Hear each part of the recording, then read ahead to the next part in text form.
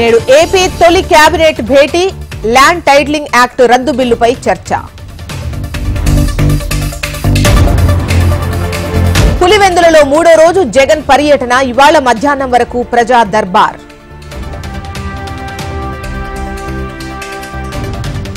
Deputy CM Pawan Kalyan ను కలవనున్న టాలీవుడ్ ప్రముఖులు. Cinema టికెట్ల రేట్లు, అదనపు షోలపై పవన్ తో చర్చించనున్న నిర్మాతలు. నేటి నుంచి ఏపీలో ప్రజా ఫిర్యాదుల పరిష్కార వ్యవస్థ ప్రారంభం. ఉదయం 10 గంటల నుంచి ఫిర్యాదులు స్వీకరించనున్న అధికారులు.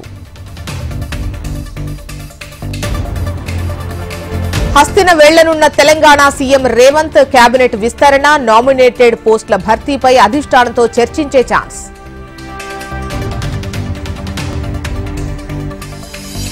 నేడు తెలంగాణ ఇంటర్ సప్లిమెంటరీ ఫలితాల విడుదల.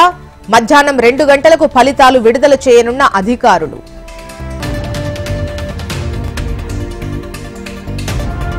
నేటి నుంచి సమ్మెబాట పట్టిన జూనియర్ డాక్టర్లు.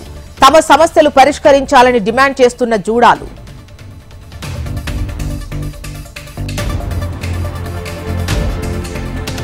నేటి నుంచి పార్లమెంట్ సమావేశాలు. 11 గంటలకు పార్లమెంట్ సమావేశాలు ప్రారంభం.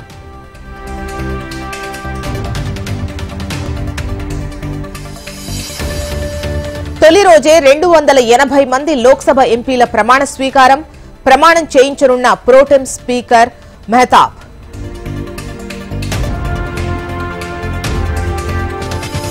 సుంకేశ్వర జలాశయానికి స్వల్పంగా వరద. ఇన్ఫ్లో 1050 క్యూసెక్కులు, అవుట్ఫ్లో 912 క్యూసెక్కులు.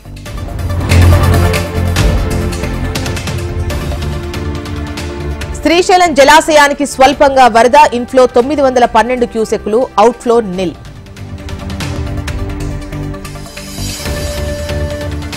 ఒడిశా, ఛత్తీస్గఢ్ ప్రాంతాల్లో ఉపరితల ఆవర్తనం. తెలుగు రాష్ట్రాల్లో వచ్చే 3 రోజులు కుండపోత వానలు.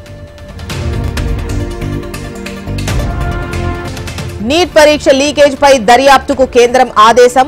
పేపర్ లీక్, గ్రేస్ మార్కులు కలపడంపై విచారించనున్న సీబీఐ. మూడోసారి పుష్పక్ ప్రయోగం సక్సెస్. ఇస్రో ఖాతాలో మరో ఘనత.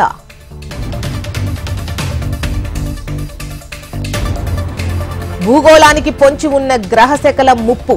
అంతరిక్షం నుంచి భూమి వైపు దూసుకొస్తున్నట్లు గుర్తింపు. హజ్ యాత్రలో 1300 మంది మృతి అధికారికంగా ప్రకటించిన సౌదీ ప్రభుత్వం.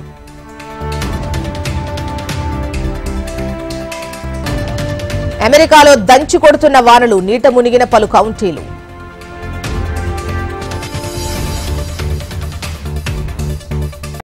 బ్రిటన్లో జూలై 4న సార్వత్రిక ఎన్నికలు. లేబర్ పార్టీదే గెలుపంటున్న సర్వేలు.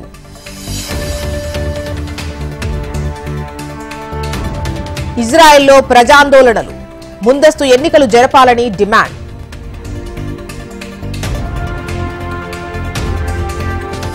T20 వరల్డ్ కప్ లో టీమిండియాతో ఆస్ట్రేలియా ఢీ. సెయింట్ లూసియా వేదికగా రాత్రి 8 గంటలకు మ్యాచ్.